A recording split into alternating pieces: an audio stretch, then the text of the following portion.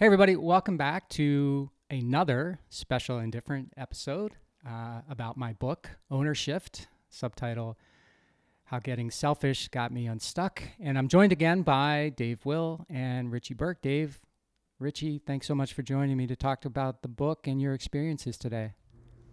Thanks for having us again. Glad to be here.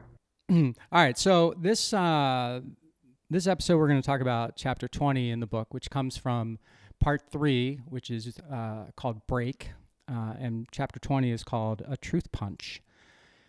And this chapter was inspired by I was still in the valley of uncertainty, which we talked about in our last episode. And I was, I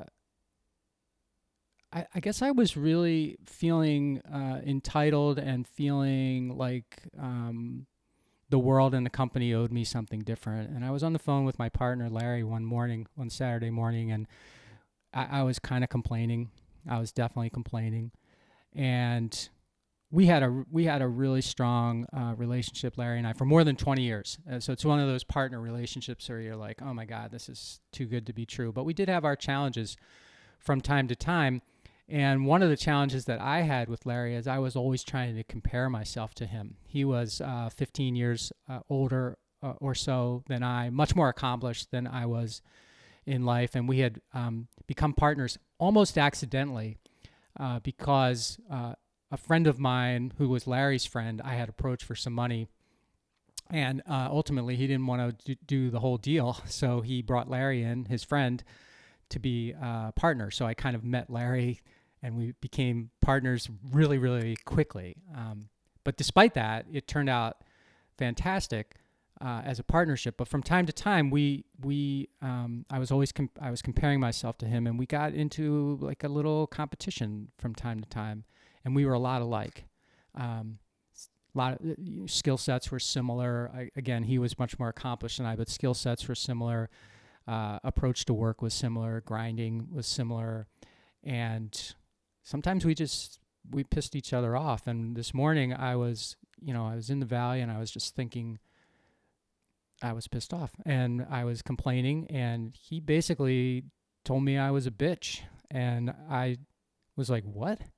And he's like, yeah, you sound like a bitch, man. He's like, you run the company. If you want something different, do something different. Don't call me up and tell me about what you should have, or what you have, what, you've got the autonomy to do what you want. So, make it happen. And I was really mad about that. But after I thought about it for that rest of that Saturday and Sunday, I thought, you know what? He's right. I was being that person that I never wanted to be, the person who thought, I deserve something better than what I've been able to create for myself. And I took that lesson to heart, and I think I've actually taken that to heart for the rest of my life so far, where I make it a point never to complain. And if I do complain, I stop myself right away and I say, there's no point in complaining here. What's happening is what I've invited into my life. So I just need to, if I don't like it, I need to change it.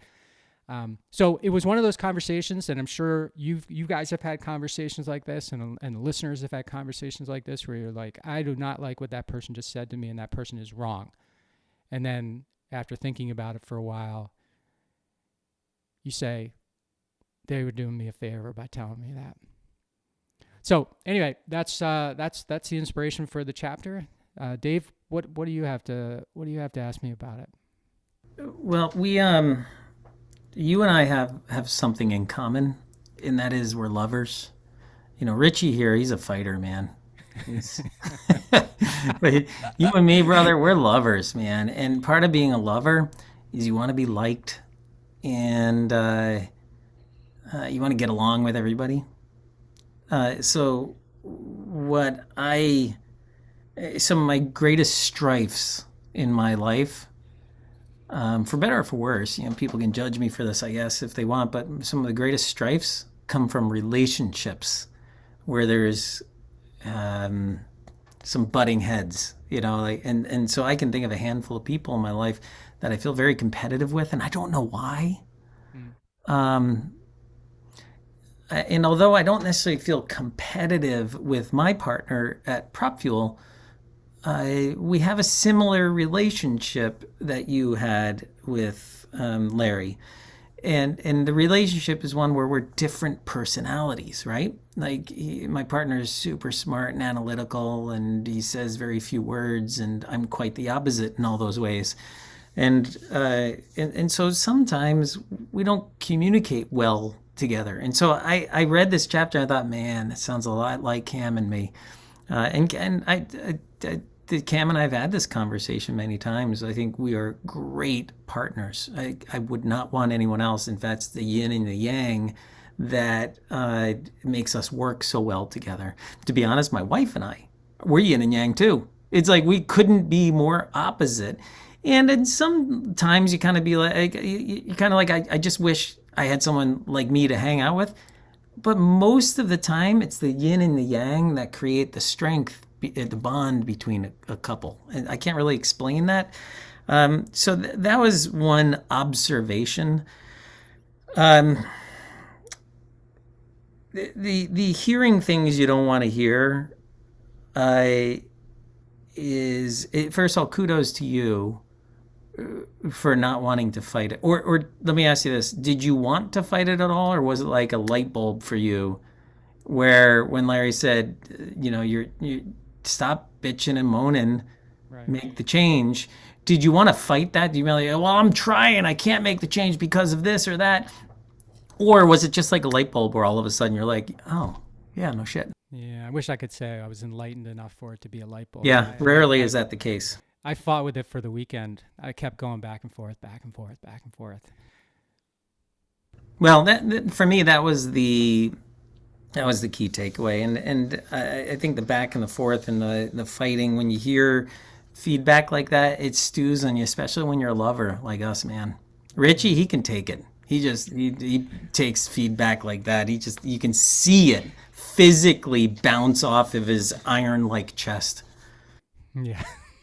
Hey, Dave, I know we just met, and I appreciate you complimenting me on my iron-like chest. I've been hitting the gym recently, but I'm an extremely non-confrontational, want to be liked by everyone person. So I'd probably skew more on you and Mike's end than the wanting to fight anyone kind of end.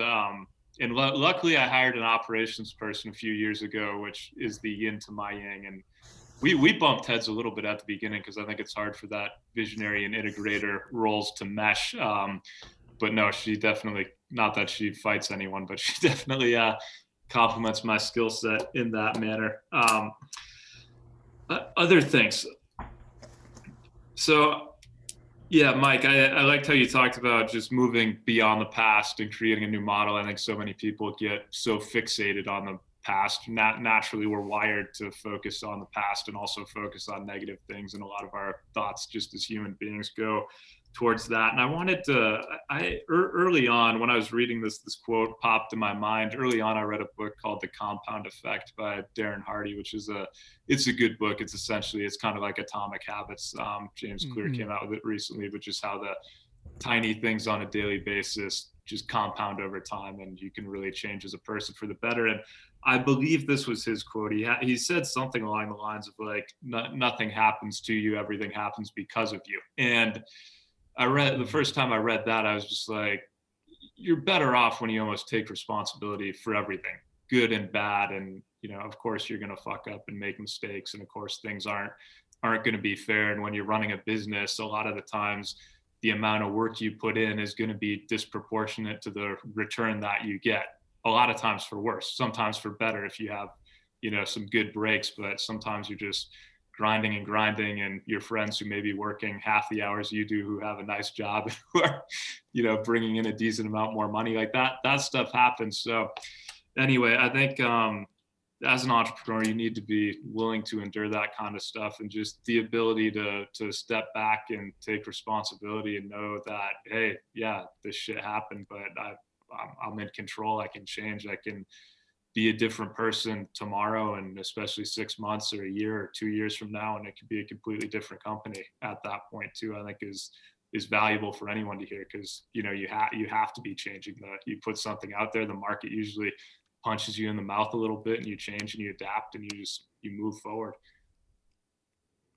I'm glad you mentioned the model thing, Richie, because I do go later in the chapter, like I've been modeling myself after Larry all this time, and I think that led to the competitiveness, maybe more prompted by me than prompted by him, So, it dawned on me after he told me this and after I sort of acknowledged it that I need a different model in my life. I need a model of someone who's, further ahead than I am, or someone who just has a different outlook on life than I do or than he did. I have to do some work. I have to do some work to find the people. He's a great partner, but I need other people, to support and help me see what's possible. And that's what we get into in the fourth part of the book, which is breakthrough. So, Richie, Dave, thank you so much for joining me again for another different and special episode about my book, Ownership. How Getting Selfish, got me unstuck. It's available on Amazon, anywhere you buy books, and it's also available on my website, mikemalatesta.com. Pick it up, see what you think. Thanks, guys. Thank you, Mike. Thanks for listening to this episode of the How Did Happen podcast, where we believe that success doesn't happen unless you make it happen. You can subscribe to the podcast on Apple Podcasts, Google Podcasts, Stitcher, or wherever you like to listen.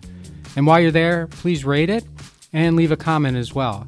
I'd love to hear your thoughts about the show, ideas for future guests, or whatever you'd like to share. And of course, you can always find me at mikemalatesta.com. See you next time. Thanks again for listening to the How Did Happen podcast.